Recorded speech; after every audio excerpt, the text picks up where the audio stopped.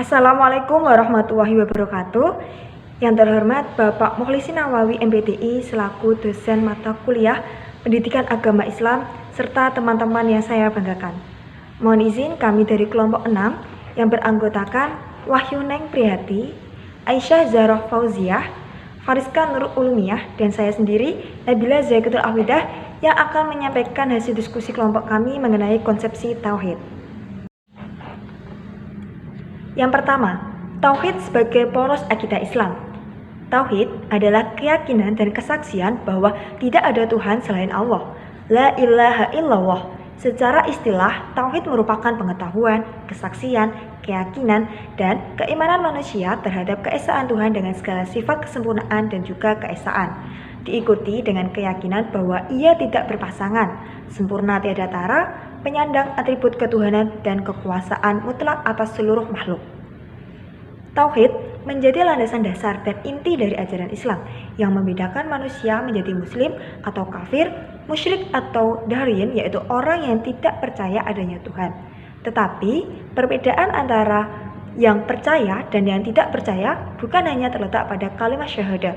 Kekuatan sesungguhnya terletak pada penerimaan secara sadar dan mutlak terhadap ajaran Islam serta penerapannya di dalam kehidupan nyata. Tanpa itu, manusia tidak akan dapat menyadari pentingnya ajaran Islam.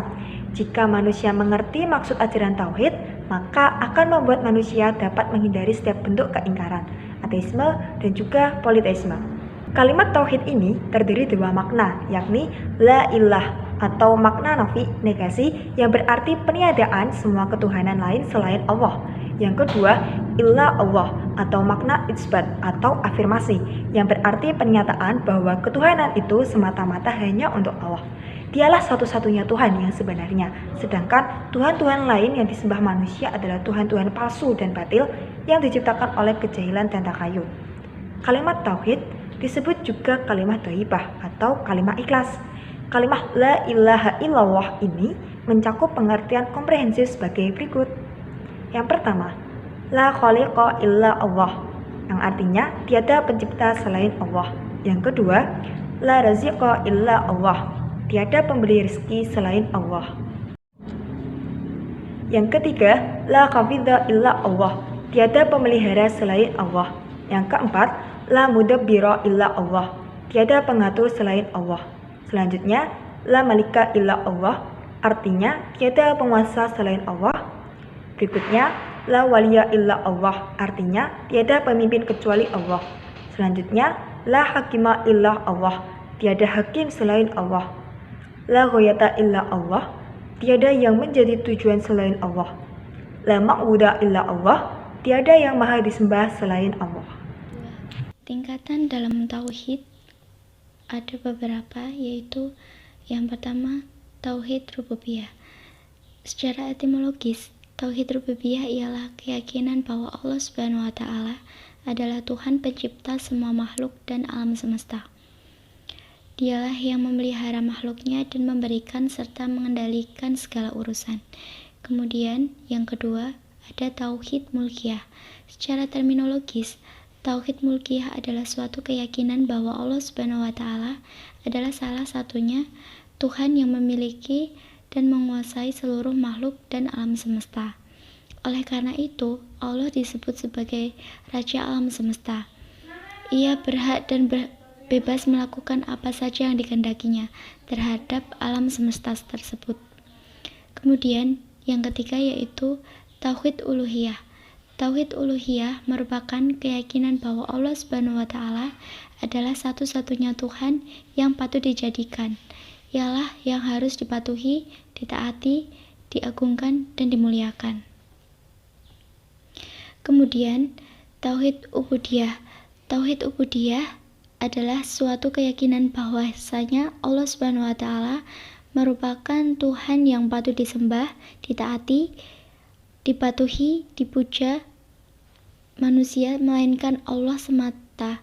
Dia adalah tempat semua makhluk menghambakan diri dan beribadah kepadanya. Kemudian ketiga, tauhid dan pembebasan diri.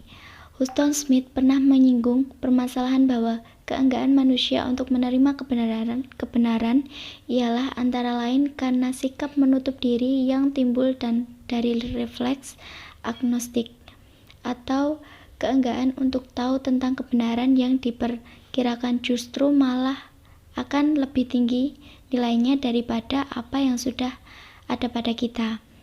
Kemudian halangan kita menerima kebenaran adalah keangkuhan kita sendiri dan belenggu yang kita ciptakan untuk diri kita sendiri. Belenggu itu adalah apa yang kita kenal dengan sebutan hawa nafsu, yang berarti keinginan diri sendiri.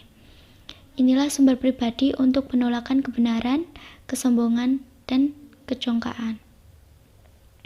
Kemudian biasanya seorang seperti itu mudah terseret pada sesuatu yang datang dari luar, tanpa sempat bertanya atau mempertanyakan kemungkinan segi kebenarannya dalam apa yang dari luar itu. Inilah salah satu bentuk kungkungan atau perbudakan oleh tyranny vested interest, the moral behind the story. Jelas berlaku untuk semua golongan. Pelajaran moral itu berada di sekitar bahaya penolakan kebenaran atau kufur karena kecongkaan atau istikbar, dan sikap tertutup karena merasa telah penuh berilmu atau guf. Hanya dengan melawan itu, melalui proses pembebasan dari self-liberation, seseorang akan mampu menangkap kebenaran itu. Seseorang akan dapat berproses untuk membebaskan dirinya. Konsep keesaan Tuhan atau tauhid di dalam Islam.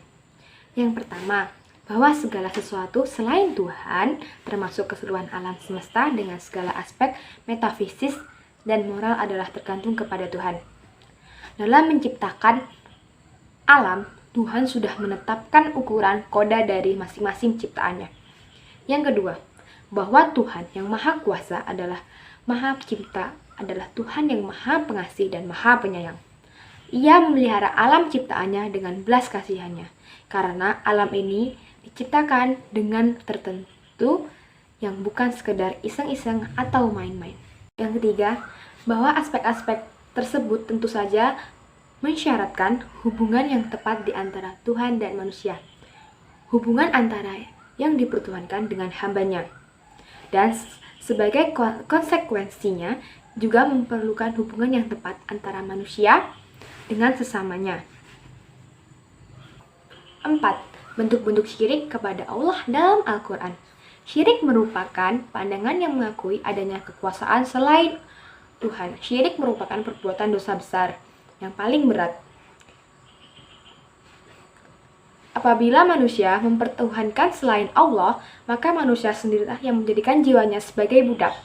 Di dalam surat As-Sajadah ayat 9, Allah menerangkan bahwa roh atau jiwa adalah Tuhan sendiri yang punya. Mengapa roh begitu mulia?